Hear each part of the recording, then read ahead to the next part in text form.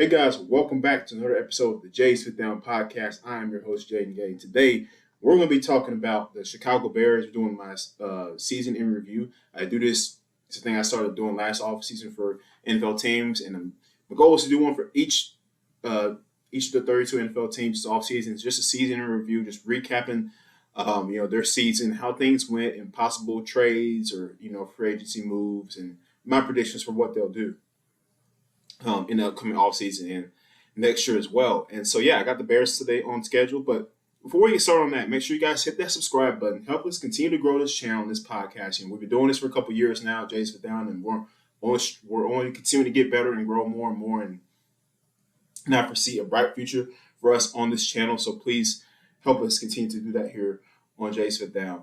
By hitting that subscribe button and also checking us out on all audio platforms such as Spotify, Apple Podcasts, Google Podcasts. We're also on there's another one too. What's it, iHeartRadio, I think. Yeah, we're on that one as well. But we're on a couple of different platforms, so make sure you check us out.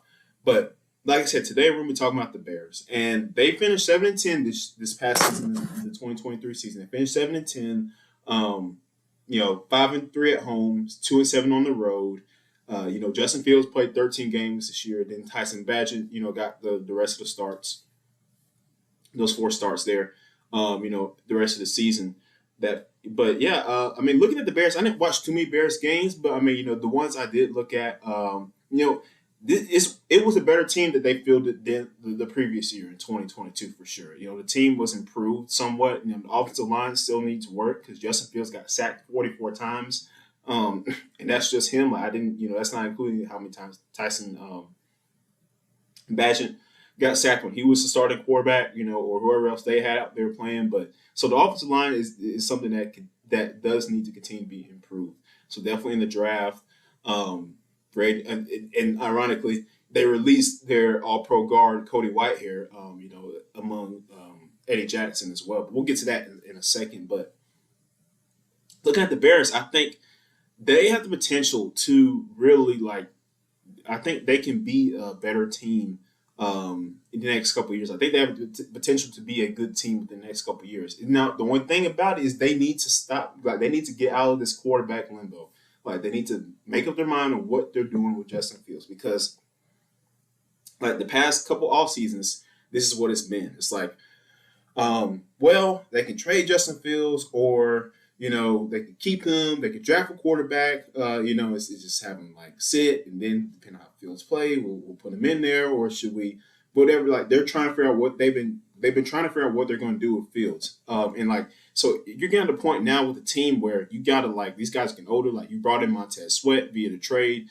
You're obviously you think that you're a team that can compete for the NFC North title. So because you're making the moves to do so, you go and trade for DJ Moore in that first pick from Carolina, right? And because of that, they have Carolina's pick this year. So the Bears will be picking number 1. But that begs the question: are they going to trade that pick along? Are they going to trade Justin Fields, and keep that pick, take a quarterback? Like Caleb Williams' name kept coming up a lot. Even though I realistically don't think he's going to go to Chicago, but chances are he might. Or are you going to, with Justin Fields, are you going to keep him and trade that number 1 pick and see what else you can get? Are you going to try to maybe, get another defensive weapon or maybe get an offensive weapon? Are you going to try and go grab you another star receiver, right? Or something like that. Or, and a couple other solid role players, So it's a matter of what Chicago is going to do with Fields in that pick. And for me, for instance, Justin Fields played 13 games this past season, 227 completions, 370 out of 370 attempts. He threw for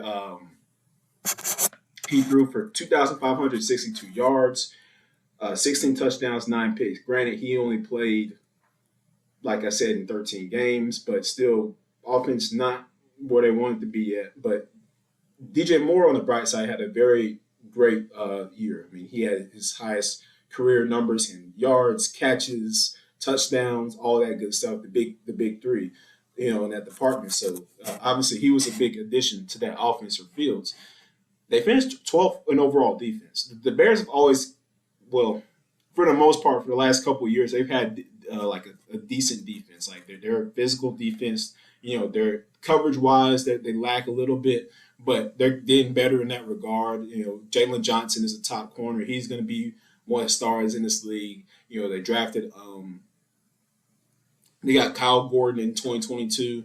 So it's like Buster Screen as well. So they got some players back there in that secondary. It's just a matter of, can they get that to cohese together? Can they get that together? Can these guys grow and develop into a good defense, a good back half, a good secondary? Front line is they're decent pressure wise, but you need to maybe draft edge rusher late, or linebacker is another. I think a spot they're good at. They got Tremaine Edmonds, T.J. Edwards as well, so they're solid there.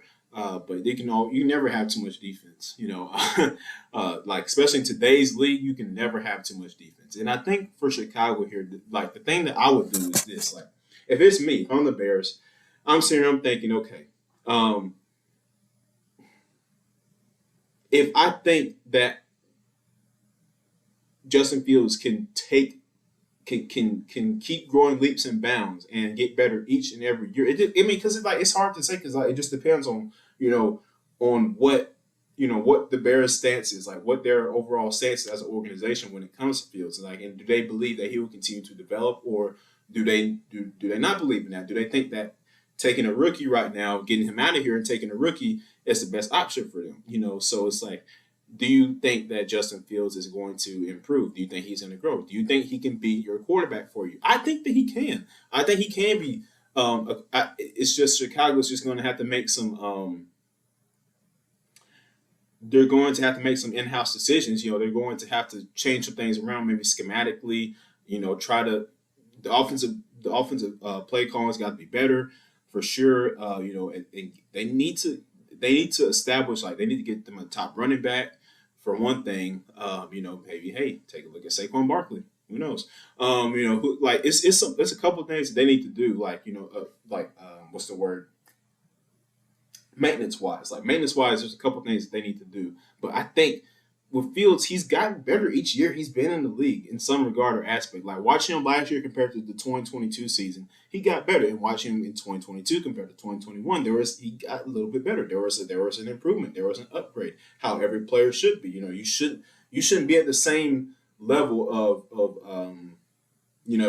skill wise, like your second as you were in your first year in the league, at your second, your third, your fourth. Like, no, there has to be growth and improvement, right? And he's gotten better. And I believe if Chicago can put emphasis on the offensive line and maybe change some things up schematically, offensively, then they can set Fields up for success. In my opinion. But the logical thing to do, might be to trade him, and take that quarterback with that number one pick. A lot of people are saying they should take Marvin Harrison Jr.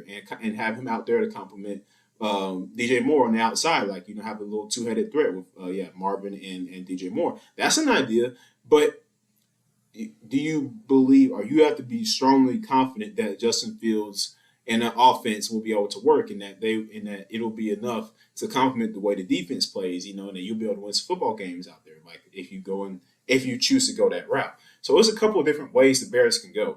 Overall, I mean, they had for what things were worth, they had a decent season. A lot of games they could have won. They played in a couple of different close games, and they could have won some of those. But they went 7-10. I mean, they went 3-14 the previous year, if I'm not mistaken. So, it's definitely signs of improvement from that franchise, from that team.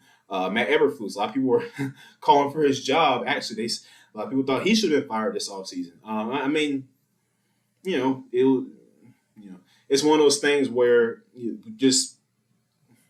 he's not, the offense isn't his thing. He's more of a defensive coach. He was a defense coordinator when he was in Indianapolis, and so that's when he took the job to be the head coach for the Bears. Like, everybody knew, like, this is a defensive guy. Like, he knew it, but he's going to have to if they're going to have to put some emphasis on that offense, particularly, like I said, the offensive line. They're going to have to be better.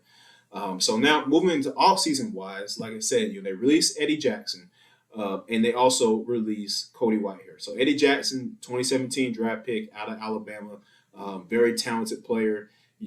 Great safety. He's very instinctful. I mean, had some lapses his first couple years in the league, but he's overall a good player. And I was a little shocked that they cut him, but at the same time, I wasn't. It's like because they're trying to create cap space, and and the NFL also just recently, like I said, they're raising the cap space too. You know, the exact number amount I cannot remember, but I know they are raising the cap space. So my thing is to if you're gonna cut Eddie Jackson, you better find somebody that you think can go out there and replace that production that he gave you because he did produce when he was on the field. And like I said, Chicago was the top 15 defense. They could have been probably better than that, not for a few injuries and things like that. So maybe a little bit better of a pass rush. So I think they got some young good players on that defense too. So it's just a matter of can they get it all together? Can they continue to grow and develop those guys? Like they got 7 wins this year. Who knows? I mean, that could increase to 10 wins next year, right? It's just this small increment. So it's like it depends on what the long outlook of the franchise is. You have to be, and this goes beyond football too, but it's a matter of you have to be able to understand the difference between being optimistic and being realistic. For this specific regard to football, if you're a team, well, this on any level, high school, college, NFL, if you're coaches and players, you've got to be realistic with yourself as a team. Like you got to know what your strengths are, what your weaknesses are. Of course, you can always, think about what you could be, and it doesn't hurt to dream, like I guess so to speak. Like, but you also have to know where you are, and know your players' weaknesses, know your players' strengths. Like I said, know what your team is good at, know what your team is not good at. And for the Bears, they're gonna have to understand that you're not going to magically, just go to the Super Bowl next year or go to the NFC Championship game. It's, that's not going to happen. But, if you know where your team is at and if you think that, over time you guys will get there, and I think the Bears can. I will sit here on this podcast and I will say I think the Chicago Bears within the next 3 or 4 years can definitely be a playoff team. I think they have the talent to do it. No matter what they do at quarterback, I think they can. As long as they put the necessary emphasis on offense that they need to, and they get out of this like will we or won't we type of thing with Justin Fields. Like no, like make your mind up and make a move. That's what I think. That's my opinion. That's what I think the Bears need to do. Like make a move on Justin Fields right now. Either you're going to trade him, either you're going to keep him. Make your decision. But you need to make it fast because for one thing. He already unfollowed like the Bears on IG and Twitter, all that stuff, all the social media. He unfollowed them. I think he unsubscribed from like a Chicago newspaper or something too. So I mean, now when players do this, people have a tendency to jump to the conclusion and say, "Oh well, he unfollowed, the Chicago Bears. They're gonna trade him." Like we don't know that for sure. It's likely we don't know that for sure. And then something else I saw was that he followed a few of the Falcons players like Bijan Robinson, Kyle Pitts, Drake London, like, oh, they're trading him to the Falcons. Like, we don't know that for sure. I would like Justin Fields here. It would be nice, right? I think if we can polish up a little bit of some of his passing mechanics, then I think we can make it work here. I mean, yeah, Zach Robinson being offensive coordinator, former, same title he held with the Rams last year. So it's like, he's a guy that he can work with quarterbacks. He worked with Baker Mayfield when he went to the Rams in 2022 for a little bit. They kind of made him look good, I guess. So you can speak. I mean, Carson Wentz played a couple. What was a game or a couple games this year for him? So it's like the Rams are good. They know how to develop their quarterbacks and how to develop their players. That whole tree, the whole McVay tree, the Shanahan tree, they know how to work with quarterbacks. And so I think they could do the same thing with Justin Fields if he were to be brought here to Atlanta. But I'm not going to jump to conclusions and say that's already going to happen just because he followed 3 players, like on of the Falcons, like on Instagram. Like players from other teams follow each other all the time. Like, that happens. You know what I mean? So, I'm sure Dak Prescott and Micah Parsons follow, players on the 49ers. And they're going there. You know what I mean? It doesn't mean he's going to go there or whatever. So it's like, it's one of those things. So overall, yeah, those are my thoughts on the Bears. I think they have the potential to be a great team eventually. maybe even depending again on on how they attack this offseason, how they attack next offseason. You never know. But they need to figure them. They need to figure out what their plan is and need to figure it out fast. That's one thing I will like. I will reiterate. Like they need to figure out what their plan is. They need to figure it out fast. They need to make a decision. Get out of this limbo. Like will we? Won't we? Like no. Make your mind up. Trade Justin Fields or keep him. But you gotta make your mind up because it's this stuff gets distracting. And it can take away from what the team should be focused on. And it's something that we don't think about in sports. It's like in professional sports rather. But when these things go on, like you don't think the whole team's kind of wondering about this. Like, well, who's gonna be our quarterback next year? Like, when they probably should be focused on the things they need to be focused on to get better as players themselves. Coaches need to get better. Like, but they're sitting here worried about what's going to happen with Justin Fields because the ownership and the brass has not made a decision on that yet. So I think they need to make a decision. But that's my thoughts. So that's the season in review for the Chicago Bears. We're going to go down the line here. So we'll be doing a season in review for each of these teams. So send me guys, send me your thoughts on what you think about this. What do you think the Bears can make it? Can they be a contending team at some point? Will they trade Justin Fields? Will they keep him? Where is he going if he does leave Chicago? Let me know what you think. All right, and we will see you next time on Jay's Fifth Down. I'm Jaden. Peace.